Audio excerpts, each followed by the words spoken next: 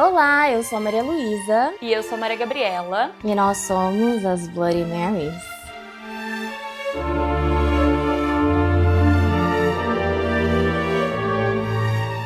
Eu vou contar hoje a história do The Caffey Family Murders, ou o assassinato da família Caffey. Kathy?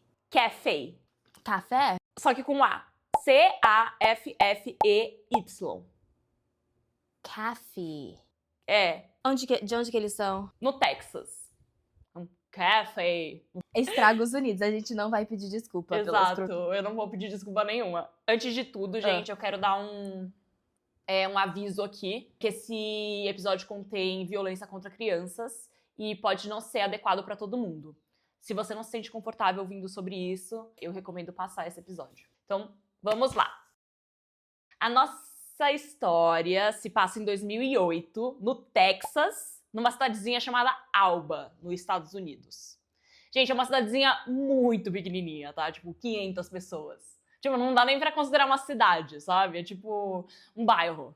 500 pessoas total? 500 pessoas. Tipo, nada. Tá. Nada. É, tipo, meia dúzia. Uhum. Meia dúzia, um Alphaville. Eles conhecem todo mundo se conhece, assim. Os Caffey eram uma família extremamente religiosa, gente. O pai chamava Terry Caffey e tava treinando pra ser pastor. E a mãe, Penny, ela educava os 3 filhos em casa. Então, ela era meio uma... como é que fala? Tipo, stay-at-home mom. Ela é uma stay-at-home mom, ela é uma mulher que fica... Mulher do lar. Ela era do lar, recatada e do lar. Então, ela ficava em casa educando esses 3 filhos dela. A Erin, de 16 anos. O Matthew, de 13 anos. E o Tyler, de 9 anos. A família vivia nessa casa que, tipo, em alguns lugares eu vi descrito como um chalé. Assim, eu acho que é tipo uma casa estilo chalé. Era no subúrbio dessa cidadezinha. Já é Porra, a micro. cidadezinha tem subúrbio. Exato. Gente. Não tenho como reforçar o bastante o quanto eles estavam isolados nessa casa, tá? Era uma casa muito isolada. Tipo, a casa do vizinho deles, a mais próxima, ficava a 350 metros da onde eles estavam, Tipo, da casa deles. eles são tipo agropoc, assim. Exato, no meio da floresta, só que no Texas. Aí, então, tinha esse único casal de vizinho mesmo, que morava a 350 metros, e eles se chamavam Tommy e Helen. A casa tinha 2 andares, era grande o bastante para a família deles inteira, e tinha muito espaço para as crianças brincarem. E ainda por cima, um bônus ficava perto da igreja deles, que chamava Miracle Faith Baptist Church. Era uma igreja cristã. E a família inteira era muito focada na igreja, participava muito da igreja. A Erin cantava no coral e a Penny, a mãe, tocava o piano. Eles eram considerados uma família americana perfeita cristã. Tipo assim, o modelo que você pensa, americano médio. Gente, assim, interior do Texas, super religioso, tipo, loiros, sabe? O Tyler, que era o mais novinho, de 9 anos, ele era tímido e tinha um lado aventureiro. Tipo, ele era meio assim, fofinho, assim, sabe? Brincava, fala que, tipo, ele adorava pular no lago da propriedade ali. O Matthew, que tinha 13 anos, também um bebê, ele era um bebê gigante. Como assim? Ele tinha? Ele era muito alto. Como assim? Ele era muito alto e muito grande, assim, pra idade dele. Então a família meio que apelidou ele de Buba, porque ele era grande, assim. É tipo um apelido carinhoso, assim, da família. Ah, tá. Não, ó, eu complexando o menino. Não, só que ele era muito alto pra idade dele. Tipo, Mas é fofinho, então. exato. Ele tem uma cara, gente, Tá. Juro, é um bebê gigante. Ele tocava violão e gaita, e ele era gentil e carinhoso. A Erin, que era a mais velha, ela era considerada muito charmosa e muito bonita. Lembrando que o bonita aqui, gente, é pros padrões de 2008, tá? Sim, diretamente do Tumblr. Então a Erin era considerada, tipo, muito bonita. E todo mundo falava que ela tinha uma voz maravilhosa. O pastor da igreja, inclusive, ficava falando que, tipo, se eu tivesse 5 Erins no coral, eu ia estar sempre... a igreja ia estar sempre cheia. Porque, tipo, os meninos locais iam lá só pra ver a Erin, sabe? Tipo... Comentário infeliz, né? E o pai, o Terry, falava que a voz da Erin era tão angelical que ele queria que ela cantasse no funeral dele.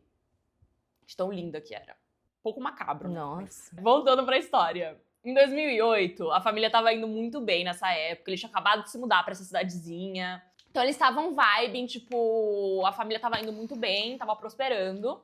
E aí foi quando a Erin, a filha mais velha, conheceu um menino chamado Charlie Wilkinson, de 18 anos. Ela tinha 16. Eles se conheceram enquanto ela trabalhava meio período como garçonete, que é muito comum também isso nos Estados Unidos. Crianças de classe média alta, trabalharem meio período enquanto estuda. Ali, minha filha, aqui nos Estados Unidos é assim, o capitalismo, ó, Começa bora cedo. ganhar dinheiro, começa cedo. Tipo, o povo já tá ganhando dinheiro pra fazer tarefa de casa, sabe? É um negócio assim, brutal. Então ela conheceu esse menino, eles começaram a namorar depois de algumas semanas já.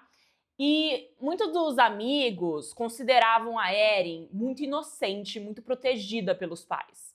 E esse foi, tipo, o primeiro namorado sério dela. Ela já tinha tido alguns casinhos e tal, mas esse foi o único que, tipo, namorado.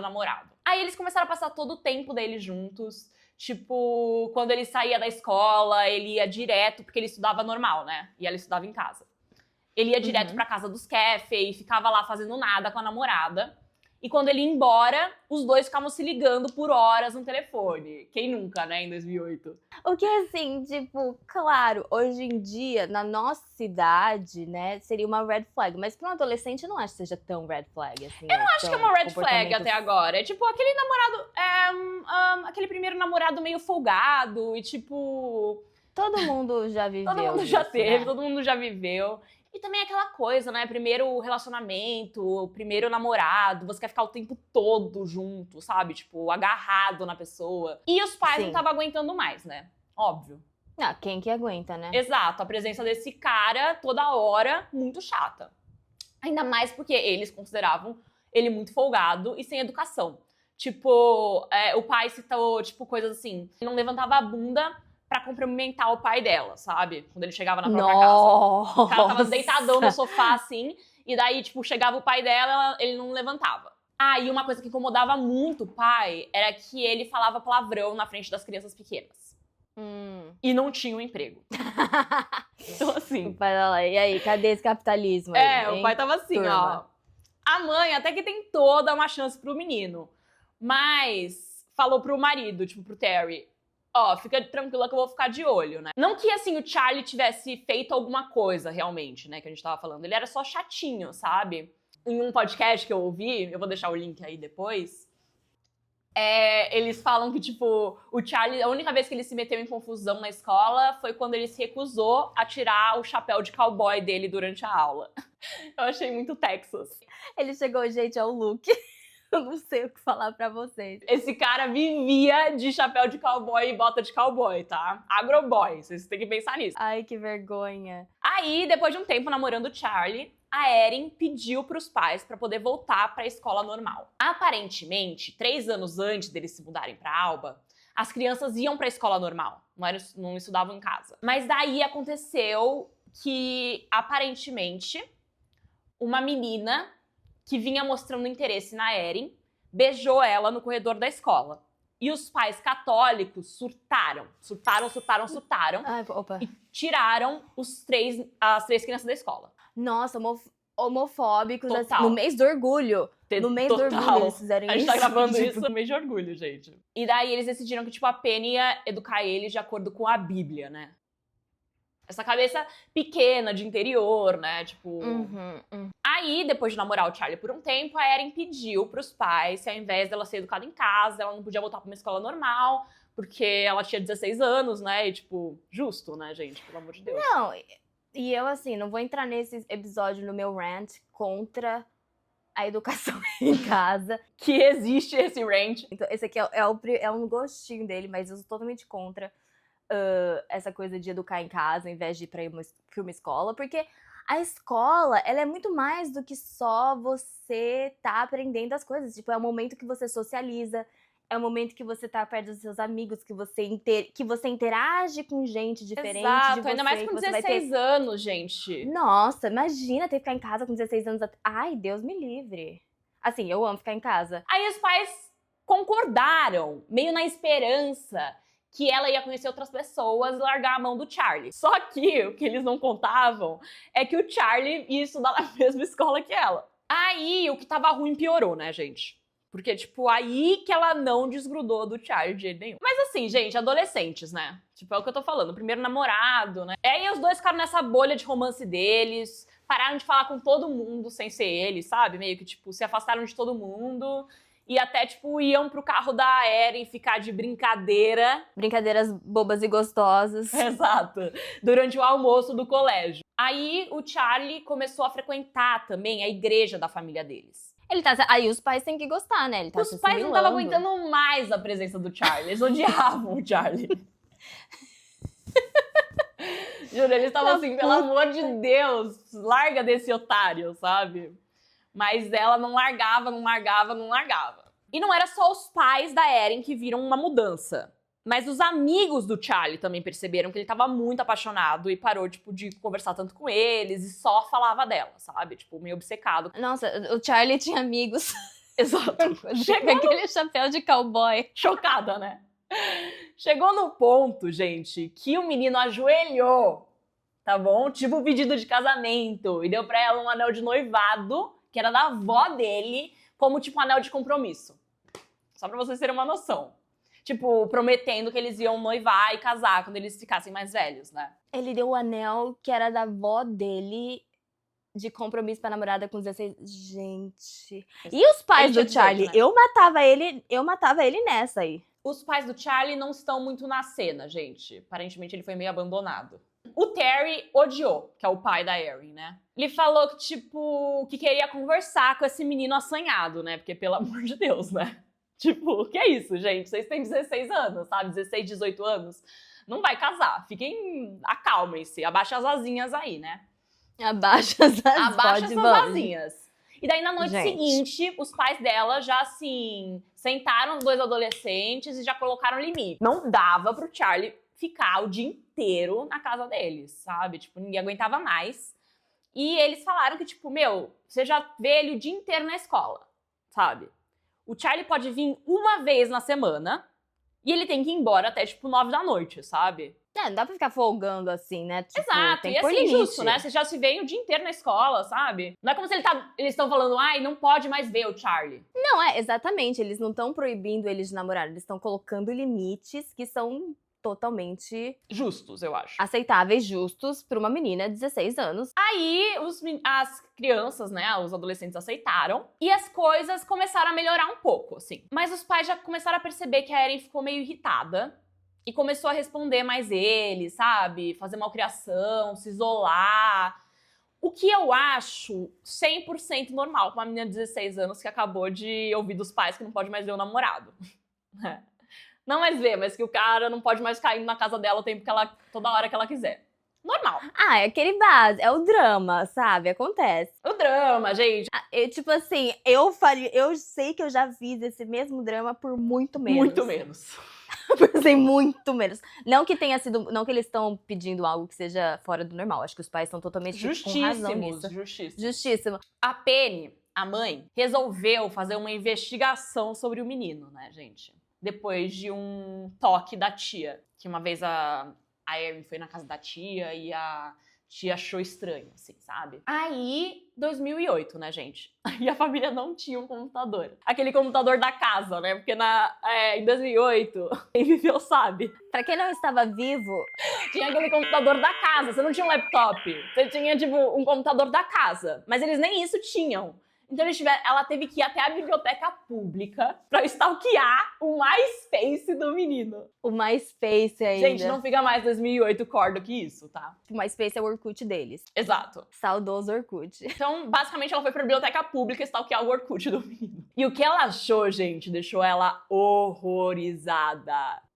Quase parou o coração cristão da mãe. Ai, ai, ai. Tinha um comentário de um amigo do Charlie falando assim, abre aspas, que o Charlie deveria trazer a namorada cachorra dele no fim de semana, fecha aspas, pra eles ficarem bêbados e transarem. Gente, a mãe quase teve uma síncope, só aí, né? Tipo, vai se fuder, moleque machista. Aí os pais cristãos ficaram gag, né?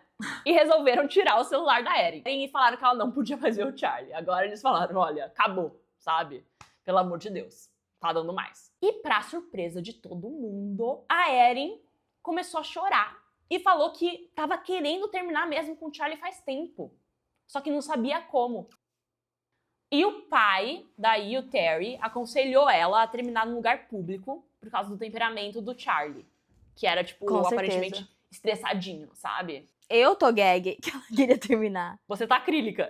Naquela mesma noite, a Erin já terminou. Saiu da igreja e na frente de todos os fofoqueiros da igreja, Amo. Seria eu. foi lá e terminou. E daí todo mundo assistiu. A congregação, né, que chama? Como é que fala isso? Aham, a congregação inteira, o rebanho inteiro. Inteira assistindo o término e viram, inclusive, o Charlie saindo puto e batendo porta do carro e saindo cantando pneu, gente. Pra vocês terem uma noção. Aí, depois disso, as coisas melhoraram um pouco, né?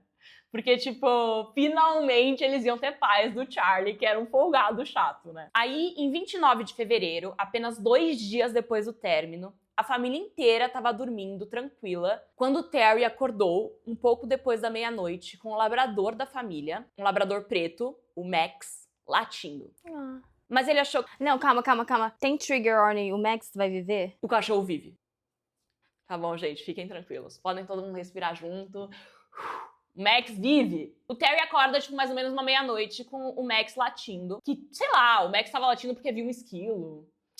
Ou alguma coisa desse tipo, e que não era nada, e voltou a dormir. Algumas horas depois de ter acordado com o cachorro, um barulho muito alto acordou o Terry, que ficou em choque. O som era tipo de uma maçaneta da porta que eles tinham, de metal, abrindo e batendo com força no aquecedor que ficava atrás da porta. Tipo um som de metal com metal. Nossa, ai, que horror.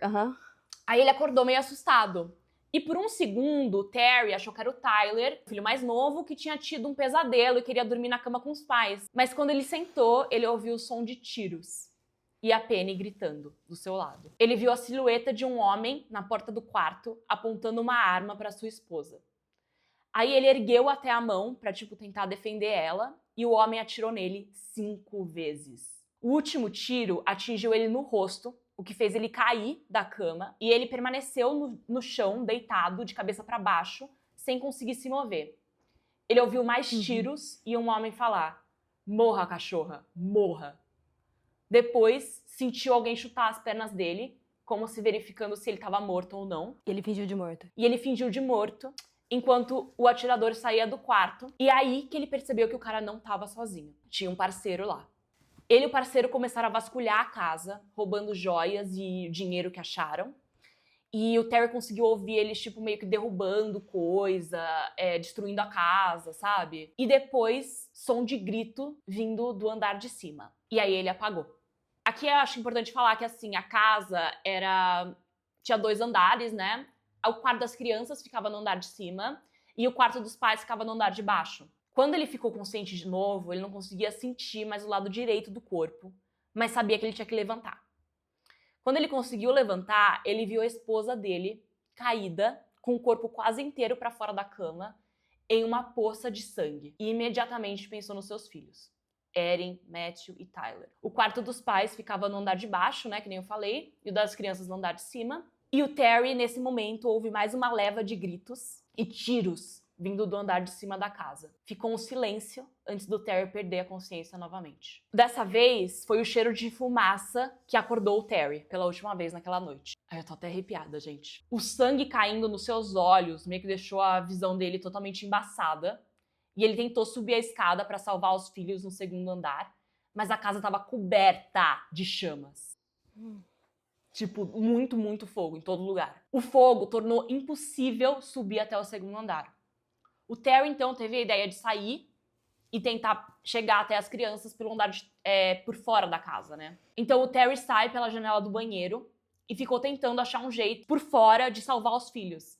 Mas a casa, a essa altura, quando ele consegue sair, tava, gente, inteira em chamas. Inteira. Ele se sentindo muito fraco, engatinhou até a floresta ali que ficava na beira da casa dele. Ah, ele consegue sair. Ele conseguiu sair. E esperou os bombeiros e os paramédicos chegassem rápido pra salvar os filhos dele, mas eles nunca chegaram. Eles estavam muito isolados, gente, muito isolados, e ninguém tinha percebido o que aconteceu. Os vizinhos mais próximos depois contam que eles confundiram o som do tiro com o som de trovão. E as chamas não conseguiam ser vistas pela estrada. Quando o Terry finalmente percebeu que ninguém ia vir salvar ele, e que os filhos dele provavelmente estavam mortos naquela altura, ele quis morrer também e se juntar com a sua família no céu. Mas ele ainda tinha uma missão para cumprir. Ele sabia quem invadiu a casa dele e matou sua família inteira. E ele precisava contar para a polícia. Então vamos lá, gente, para a história incrível do Terry de sobrevivência. O Terry começou a andar o longo caminho da casa dele até a casa do Tommy, que era os 350 metros. Gravemente ferido, ele não conseguia andar, meio que ele estava andando meio engatinhando assim, por mais de alguns metros por vez. E ele parava toda hora para descansar. E ele meio que se arrastou pela floresta de um jeito que deixou tipo um rastro de sangue por onde ele passou. É porque ele levou 5 tiros, né? E um na cara. E no caminho, ele até caiu dentro de um riacho. Tá. Juro, gente, ele só conseguiu sair pela força de vontade de conseguir justiça para a família dele. Ele precisava falar para o policial o que tinha acontecido. Ó, que homem, hein? Aí foi às 5 da manhã que o Tommy e a Ellen, que são os vizinhos, ouviram alguém, tipo, bater, assim, algumas vezes na porta deles, e essas batidas começaram a ficar, tipo, mais fortes, cada vez mais, assim, meio urgentes. Quando eles abriram a porta, eles viram o Terry caído, cheio de sangue e lama na sua entrada. Ele tava usando, tipo, o antebraço pra bater na porta, e ele contou pro Tommy que atiraram nele e na família e colocaram fogo na sua casa. Ele foi o único sobrevivente. Somente quando eles trouxeram o Terry pra dentro da casa e chamaram uma ambulância, que o corpo do Terry meio que relaxou, né? E ele começou a sentir realmente a dor dos seus machucados. Isso acontece muito, gente. Que antes ele tava em adrenalina, né? O Terry tinha sofrido 5 tiros, mas nenhuma das balas atingiu órgãos vitais. Nossa, gente, milagre. A maioria dos tiros tinha marcas claras de entrada e de saída. E apenas 2 balas tinham permanecido no seu braço direito, perto do ombro, e ele tinha mais 2 feridas nas costas. O ferimento mais grave foi o tiro no rosto que passou pela bochecha direita do Terry. Só que ele deu muita sorte, porque a bala passou pela cavidade nasal e saiu pela orelha esquerda. Tipo, então ela não atingiu o cérebro. Ela saiu, tipo, meio assim, de lado. Mas ele que perdeu o nariz, né? Não, foi por dentro. Eu aposto que ele não consegue ouvir com a orelha esquerda. Deu muita sorte, muita sorte. Quando o Terry foi colocado na ambulância, ele falou pro paramédico que achava que ele não ia sobreviver. E contou o culpado do ataque. Que da segunda vez que ele acordou e ele ouviu gritos lá de cima, ele ouviu o filho dele, o Matthew, gritar: "Charlie, pare! Por que você está fazendo isso? Charlie, não! Charlie, não!" Enquanto isso, gente, os bombeiros chegaram na casa dos Caffey, que estava inteiramente em chama. Não sobrou nada, nada. Vou deixar as fotos depois. Eles conseguiram conter o fogo e recuperar os restos mortais do Penny, do Matthew e do Tyler. O Max, o labrador da família, sobreviveu. E ele foi encontrado por ali e ele se recusava a sair de perto da casa e das chamas, mesmo quando os detetives tentavam tirar ele. Olha que dó, gente. Isso me pegou muito. Nossa, isso me pegou demais. Ainda bem que eu tenho a minha agudandinha. Ele ficou, tipo, grudado, assim, na casa. Ele não queria sair de jeito nenhum.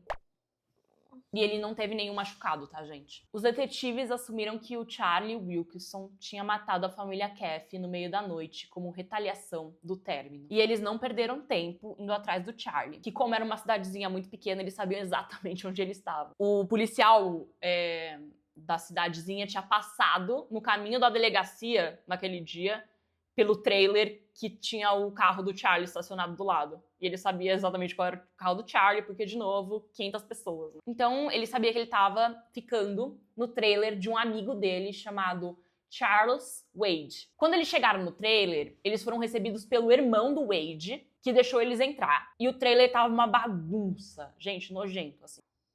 E o irmão do amigo nem sabia que o Charlie estava dormindo lá naquela noite. Tipo, só pra vocês terem uma ideia. E, gente, é um trailer. Como que você não sabe quem tá lá? Tipo, não tem... Você vê, né? A bagunça que tava. Você vê como eles estavam, tipo, atentos, né? Eles primeiro encontraram o Charles Wade, né, o amigo, e a sua namorada, Bobby Johnson, dormindo em um dos quartos. E depois eles se depararam com esse quarto que tinha um cobertor pendurado na maçaneta. E quando ele entrou, ele achou o Charlie Wilkerson deitado, sem camisa, na cama, mas totalmente acordado. Tipo, ele deve ter ouvido o policial chegar, né? E acordou e ficou lá parado. Tinha uma arma semiautomática no chão, perto da cama, e as botas de cowboy do Charlie estavam cobertas de sangue. Que é claro que ele foi matar uma família com a bota de cowboy. Ele foi imediatamente algemado e negou tudo imediatamente também. Falou, tipo, não fui eu, wasn't me. O detetive conseguiu um mandato para procurar a casa toda. E quando ele entrou no quarto onde o Charlie estava dormindo, ele viu uma camiseta branca jogada no chão, junto com uma camisinha usada. E quando o detetive moveu o cobertor que estava jogado perto do armário, ele viu um tufo de cabelo loiro no chão. Ele estava achando que era uma peruca. E ele puxou. Quando ele puxou, ele percebeu que era a Erin Caffey. 100% viva e 100% bem. A bolsa da Erin com a sua identidade também estava no trailer. Tá gag, né? Agora eu tô gag. Agora vai ficar maluco. Ela ainda tava usando o pijama da noite anterior e ela tava agindo, tipo, super confusa, meio acabei de acordar, onde eu tô, sabe? E ficou, tipo, não sabia como ela tinha chegado lá. Ela meio que deixou entender que ela tinha sido drogada e sequestrada. A última coisa que ela lembrava eram 2 homens entrando no quarto dela no meio da noite e o cheiro de fumaça. Os 2 homens estavam com espadas na mão e mandaram ela sair da cama e deitar de cabeça para baixo no chão. As pupilas da Erin estavam dilatadas e ela foi levada para o hospital. No caminho, ela lembrou que em algum momento da noite tentou ligar pro Charlie depois do fogo, mas ele não respondeu.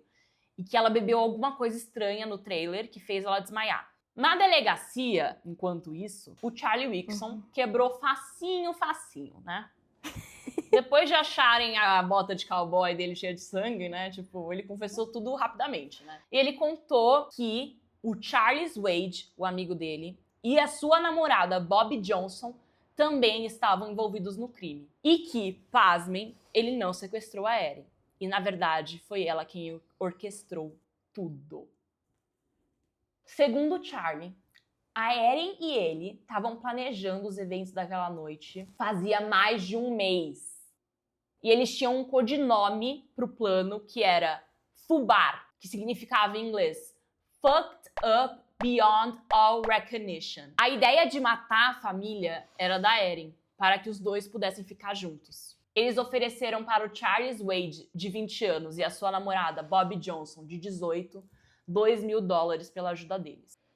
Porra, $2.000 pra matar alguém, gente? Que merda. Esse dinheiro, eles roubariam dos Caffey quando cometessem o crime. E a Erin ia ajudar eles a achar e abrir o cofre que continha o dinheiro. Calma, deixa eu ver quanto que era $2.000 em 2008, porque assim, pode ser que não fosse tão horrível, mas... hoje em dia, sim. Não, acho que vai dar uns, tipo, 5 mil. Nossa! Quanto? Assim, entre $3.000 e... Tipo, ou seja, $3.000, $2.000 pela vida de pelo menos 4 pessoas. Absurdo. Só pra falar uma coisa aqui, gente. O nome do cara que cometeu, o Charlie Wilkerson, que era namorado, e o nome do Charles Wade, que era amigo dele, é muito parecido. Os 2 são Charlie, né?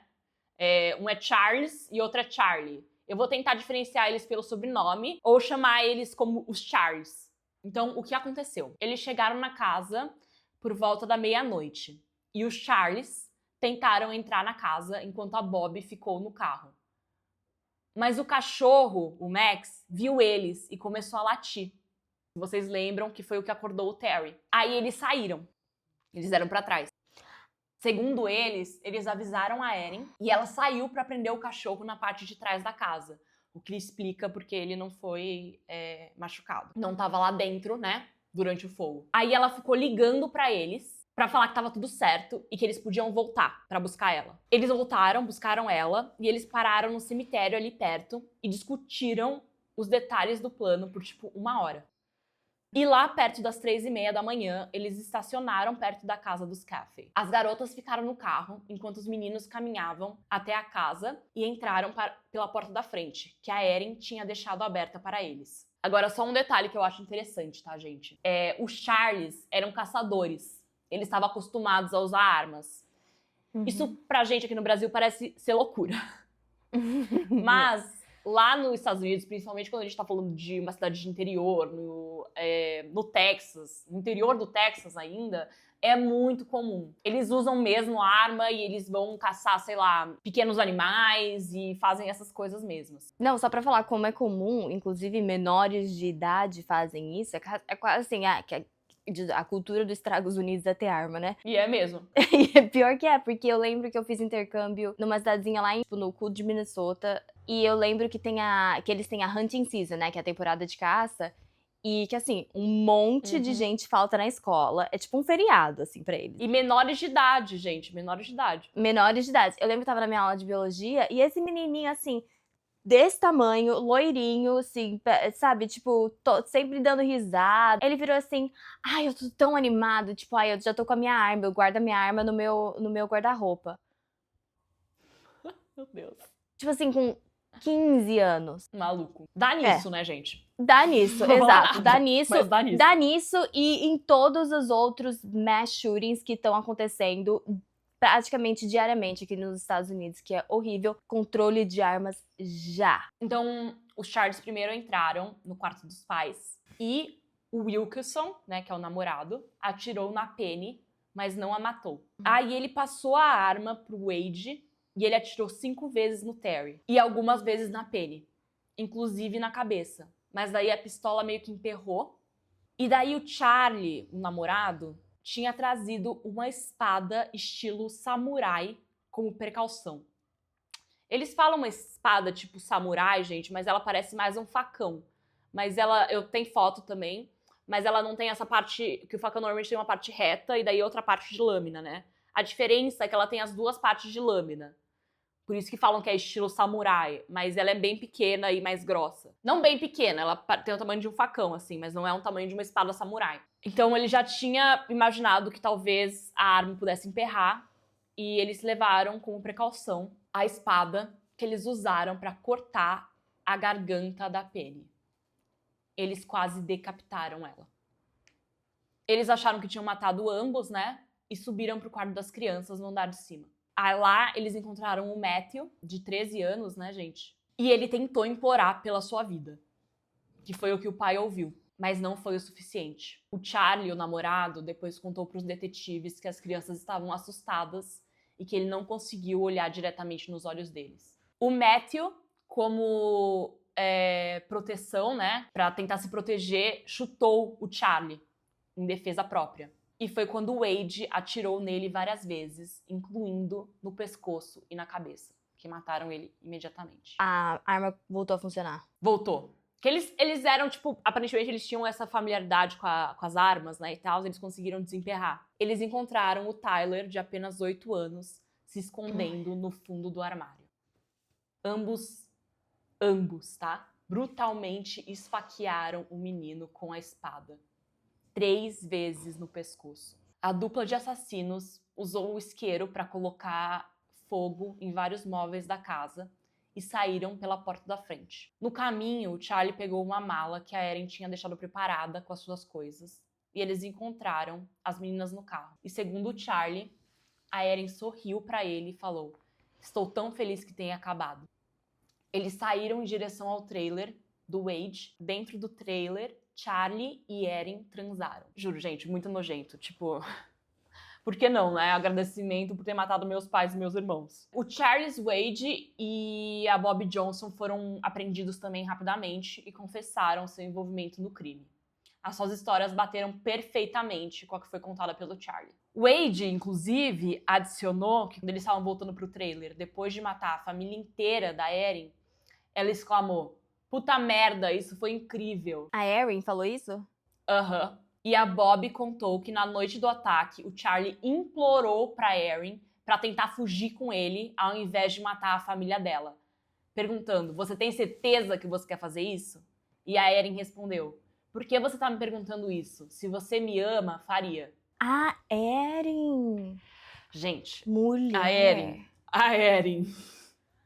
Mulher. A Erin manteve a sua história original, na qual ela foi sequestrada e drogada e que não tinha envolvimento com crime. Mas um teste toxicológico indicou que não tinha nenhuma droga no seu sistema e que as roupas que ela estava usando não tinham cheiro nenhum de fumaça. Se ela tivesse dormindo na casa com o mesmo pijama, quando o fogo começou, que era a história dela, no mínimo as roupas dela iam estar com cheiro de fumaça. E não estava. Ai, gente, ainda esse povo é tão burro. Ainda bem, né? Mas Não, assim, tipo, eles juro. são tão burros. Tipo, você fala assim, eu tava drogada. Mona, tem teste Tem como teste provar, tóxico. exato. Tem como provar, foi no dia seguinte. Não é que faz um mês, uma semana que você matou, ainda tá no teu sangue, linda. Ela também não mostrou sinal de ter inalado fumaça nenhum. A Erin foi presa no caminho do hospital, tentando ir ver o seu pai, que ainda estava internado. E ela foi detida num centro de detenção juvenil e o resto do grupo foi detido na delegacia. Que ela era a única que tinha 16. 16. Durante a sua recuperação, o Terry percebeu que o pessoal do hospital estava tratando ele muito estranho. E que eles estavam meio que evitando falar com ele ou até olhar no olho dele. E daí, no dia 3 de março, ele meio que implorou para a irmã dele contar o que estava acontecendo. E ela falou que a Erin tinha sido presa em suspeita de conspiração para cometer assassinato. Ele chorou quando o detetive contou que a Erin tinha orquestrado a noite toda. Nossa, é tipo assim, é aquela coisa, você mata 2 vezes. Tem a dor de que alguém matou a minha família, que já é horrível, e eu tava lá e eu sobrevivia, culpa e tudo. E daí tem a dor de que não só alguém matou a minha família, a minha própria filha matou a mãe, os irmãos, tentou me matar. Tipo, é um segundo assassinato, um segundo trauma que ele tá vivendo ali. Exato. Então, a promotoria achou nos registros telefônicos que a Erin ligou para o Charlie várias vezes logo após a meia-noite, o que corresponde com a história do Charlie. Tudo fácil de provar. Exato. Pra avisar que ela tinha prendido o cachorro, né, e que eles podiam voltar pra continuar. A Erin não conseguiu explicar isso na sua versão, né? Óbvio. Já que na história dela ela estava dormindo nesse momento. Segundo Charles Wade e a Bob, a Erin estava há mais de um mês falando sobre esse plano. Falava disso toda hora na escola. Tanto que alguns colegas que não tinham nada a ver com isso ouviram ela falar. Que mulher burra. Não, que ela queria matar os pais dela, né? Porque eles não aceitavam a relação dela com o namorado. E porque, basicamente, tipo, eles não deixavam ela fazer o que ela queria e transar com o Charlie e ficar no telefone até a meia-noite. Tipo, o motivo é o que a gente chama de motivo torpe, né? Aqui, que é tipo aquela coisa que você não tem... O motivo burro. Exato. Um motivo... E o pior de tudo é o motivo pra matar os irmãos. Ela queria matar o Matthew porque ele ia contar pras pessoas o que aconteceu e ela só não gostava do Tyler. Todo o grupo mantém que eles tentaram convencer a Erin de fugir com o Charlie ao invés de matar a família dela, mas ela queria eles mortos. Segundo o Charlie, uma vez a Erin ligou chorando pra ele porque a mãe tinha dado um tapa na cara dela. Nossa! E os outros 2 falaram que a Erin falou também que os pais batiam nela sempre, mas todo mundo admitiu que não tinham evidências que provassem isso. Como, tipo, marcas do corpo ou coisa assim, sabe? Segundo um amigo do Charlie, que também não tem nada a ver com isso, o Charlie comentou uma vez que ele ia matar os pais da Erin porque ela pediu pra ele, mas ele não queria. E que uns dias antes do crime, ele falou pro amigo que queria poder só engravidar ela, pros pais meio que seriam obrigados a aceitar a relação, mas que a Erin insistiu que os pais precisavam morrer.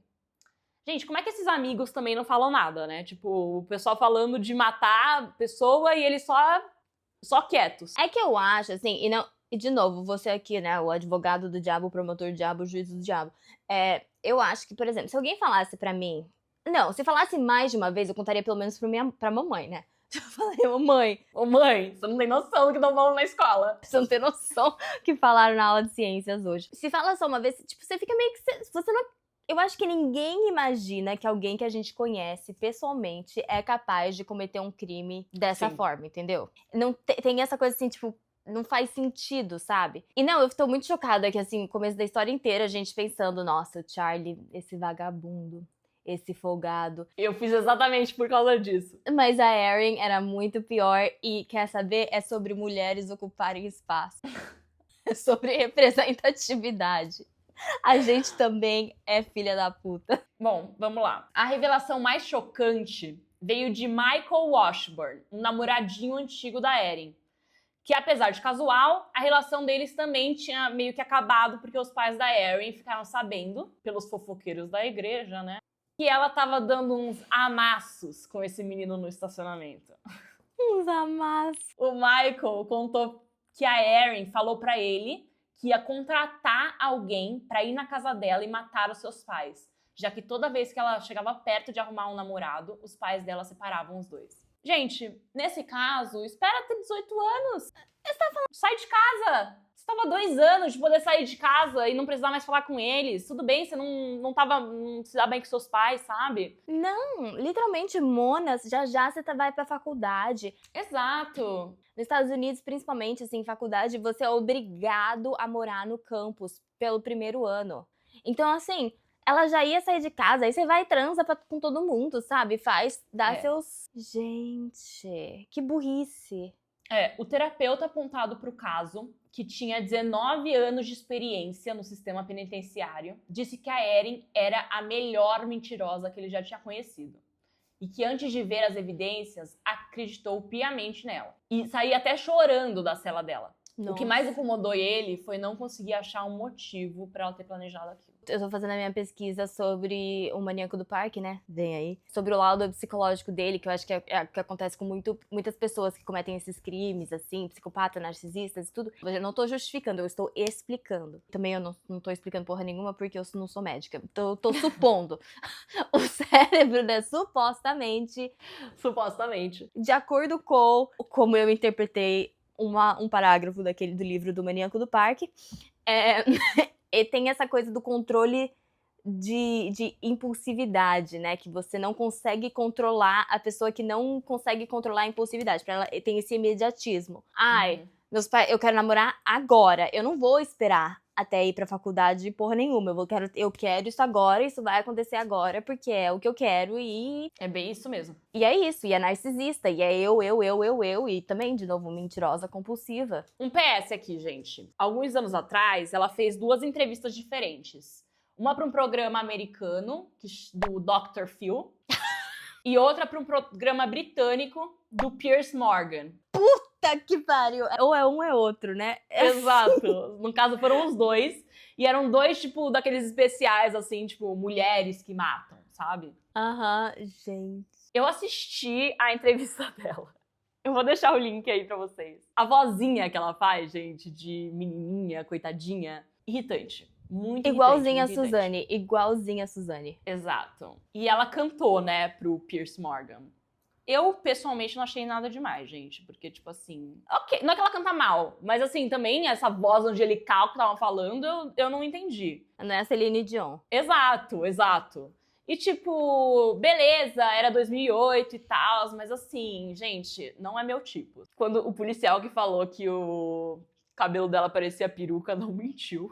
Eu preciso ver uma foto, Vi, me manda, pelo amor de Deus. Eu quero ver o que eu vou achar dessa mulher. Foi descrita como linda, voz do anjo, que tem que tocar no funeral. O lábio da Kylie Jenner antes de, tipo, fazer os preenchimentos. Bem americana, bem bicho de goiaba. Era uma vibe em 2008? Até que era, sabe? Mas não é muito meu estilo. Gosto é que nem cu, né? Cada um tem o seu. Gente... Vai manter os seus comentários pra você mesmo. Vou, né? Porque eu não quero, assim, não quer ser cancelada. Meu... Beleza, gente. Ela matou alguém. Ela matou a família inteira dela, né? Então, tipo... Vou falar uma coisa controversa aqui, né? Tô vendo os mugshots, né, dos outros. Da Bob, do Charles e do Wilkinson. O Wilkinson é o mais, assim, fuck, marry, kill. Ai, que horror! Não, mas assim, tipo... perdão.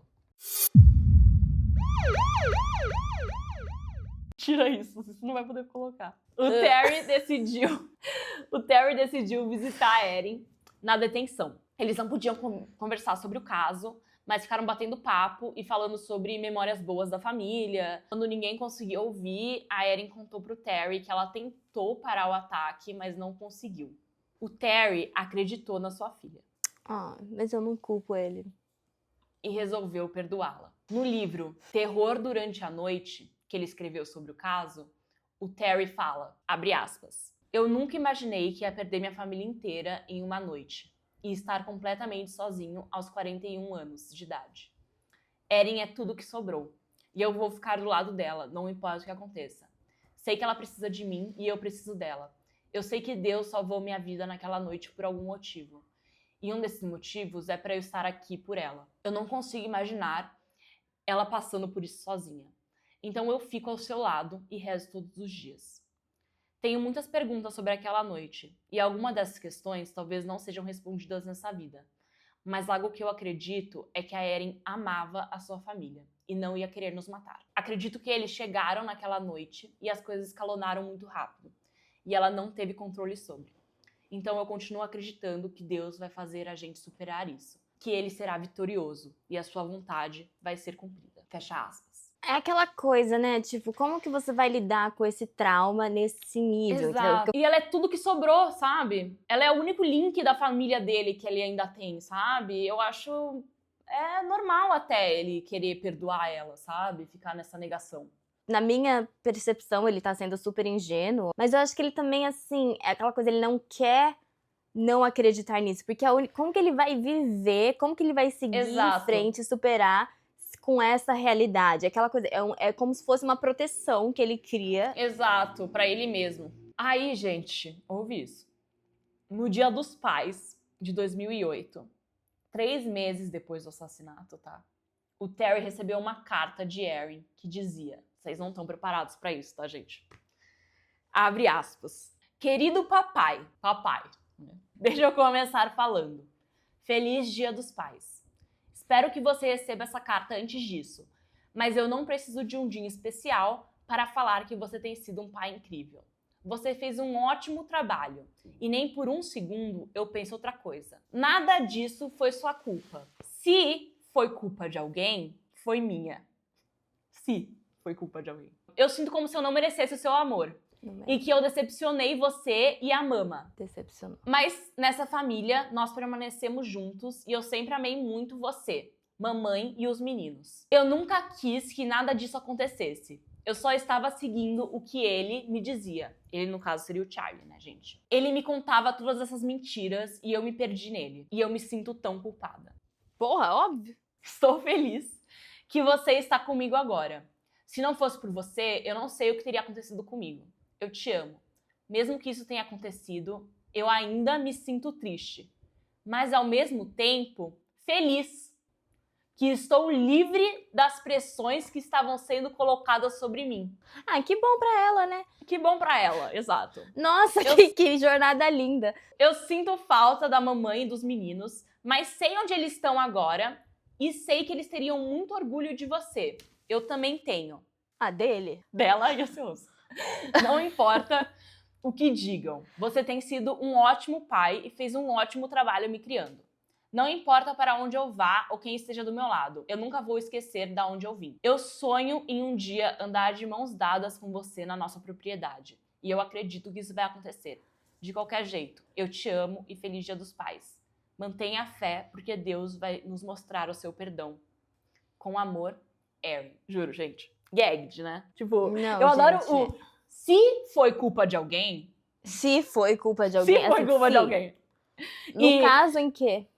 Ao mesmo tempo, eu estou feliz. Eu ainda tô triste, mas ainda eu tô feliz porque agora eu não tenho toda essa pressão sendo colocada em mim. Juro. Não, é aquela coisa, gente, que jornada linda. Absurdo. Que crescimento maravilhoso que ela teve, assim. Nossa, ainda bem que ela matou a mãe e os irmãos, sabe? Porque senão nunca ela ia chegar aí. Não, mas eu sei onde eles estão agora, sabe? Eles estão no céu, eles estão bem. Eles estão ótimos. E eu não tenho mais pressão na minha vida, então tudo se resolveu. Coisa linda que ela fala, né? Que mensagem importante. Juro, eu fiquei pasme quando eu li isso. Vamos lá. Os Charles enfrentaram a pena da morte. E por causa da minoridade, a Erin meio que escapou dessa. Mas a acusação ainda assim queria julgar a Erin como maior de idade. E o Terry apoiava a pena de morte para o Charles, mas esperava que a Erin fosse julgada como menor. Depois, o Terry acabou até mudando de opinião sobre o Charles, concluindo que já tiveram muitas mortes e pediu para o juiz que retirasse a possibilidade da sentença de morte. Ah, muito legal dele. Uma sentença de vida sem possibilidade de liberdade condicional já seria o bastante. No começo de 2009, a Bobby Johnson e a Erin Caffin receberam a sentença depois de se declararem culpadas em 3 instâncias de assassinato. Já que nenhuma das duas realmente executou os assassinatos, elas aceitaram acordos. A Bobby aceitou um acordo e recebeu uma sentença de 40 anos, com a possibilidade de liberdade condicional em 20. A Erin acabou sendo julgada como maior mesmo, e ela enfrentou 3 sentenças de prisão perpétua, com adição de 50 anos. E nos Estados Unidos tem essas coisas mesmo, tá, gente? Eles fazem, 3 sentenças de vida mais 50 anos, sabe? Você nunca vai sair da cadeia mesmo. Mas daí, antes de ir realmente pro tribunal, ela acabou assinando um acordo de 2 instâncias de prisão perpétua, com adição de 25 anos, com a possibilidade de liberdade condicional depois de 42 anos. Os Charles também se declararam culpados e não teve julgamento. Já que a pena de morte foi retirada, né?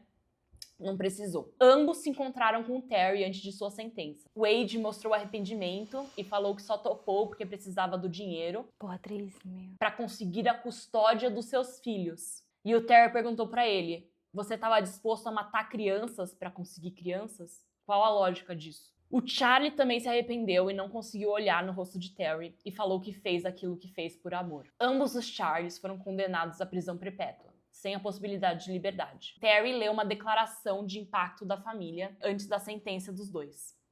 E ele leu isso daqui. Vou ler pra vocês. Abre aspas. No começo, eu tinha tanta raiva, tanto ressentimento sobre vocês, mas com o tempo, Deus me mostrou o que significa perdoar. Então quero dizer pra vocês hoje, eu perdoo vocês. Não por vocês, mas por mim mesmo. Eu me recuso a envelhecer com amargura. Se eu quero me curar e seguir em frente, eu preciso achar perdão dentro do meu coração. Isso foi a coisa mais difícil que eu já tive que fazer. Porque vocês tiraram tanto de mim.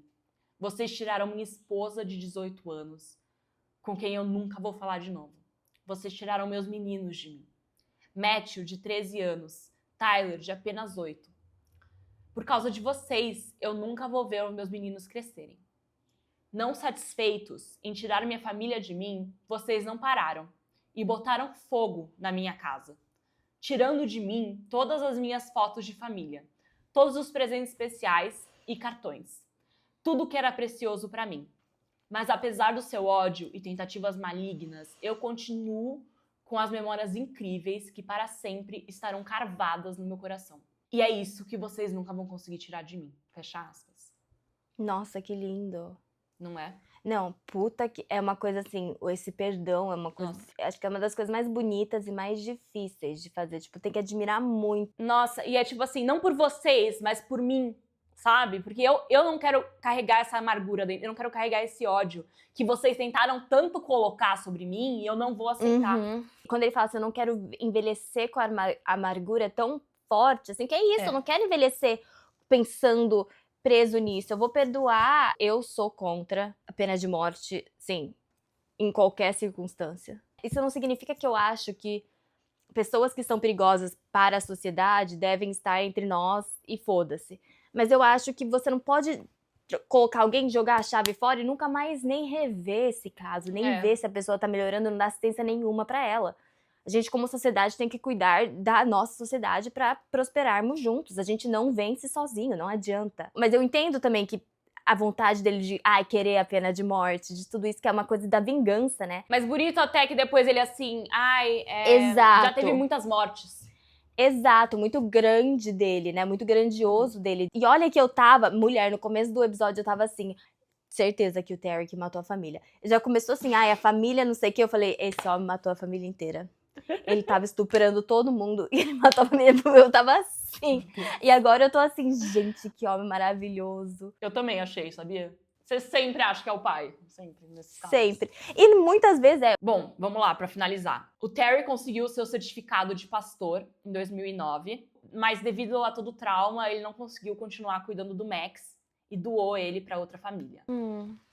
Depois que aconteceu, ele admite que pensou em tirar sua própria vida, mas conseguiu superar a dificuldade com a sua fé.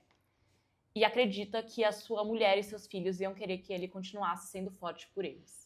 Uma vez por mês, ele faz a viagem de 6 horas para ir encontrar sua filha na prisão. A Erin nunca mais viu o Charlie e com bom comportamento, ela pode sair da prisão com 59 anos. Ela diz que a primeira coisa que ela quer fazer quando sair é visitar os túmulos de sua mãe e de seu irmão e que nunca mais falou com ninguém do grupo. Na entrevista, gente, que eu vi, ele até pergunta, o Piers Morgan lá, até pergunta para ela se ela não se sente culpada pelas ações dela que indiretamente afetaram a família do Charlie também, sabe? Que você fez isso com o filho deles, né? Que se não fosse você, talvez você insistindo, ele nunca teria feito isso. E ela fala, eu nunca nem cogitei isso, nunca nem pensei sobre isso. E também, assim, de novo, desculpa, é que o Piers Morgan e o Dr. Phil são dois machistas escrotos, né? Porque também não é assim, o que você fez. O bonito também aceitou, né? Exato. Claro que eu acho que ela tem, pelo que eu tô vendo, ela tem um grau de culpabilidade muito alto. É importante lembrar que ela não mostra, tipo, muita culpa. A única pessoa que acredita nela é o pai dela. Exato. O Charlie Wilkinson se pergunta se a Erin realmente o amava, ou se ele realmente foi apenas usado por ela. Ele contou por jornal que teria feito qualquer coisa por ela e que ainda a amava. E é isso, gente. Esse foi o caso do assassinato da família Caffey. A Suzane e os irmãos cravinho deles, né, basicamente. Exato, tipo, muito parecido. Muito parecido mesmo. Vou deixar os links, né, de todas as fontes que eu usei e algumas fotos da família. É isso, gente. Essa é a história. Eu espero que vocês tenham gostado. Se vocês curtiram o jeito que a gente tá contando e tudo isso, ou se vocês quiserem nos apoiar, por favor, dá um like no vídeo, compartilha, se inscreva no canal. A gente também vai estar disponível em áudio em todas as plataformas. E é isso! É isso! Ó, Obrigada por ouvirem. Obrigada por ouvirem, um beijo e até a próxima.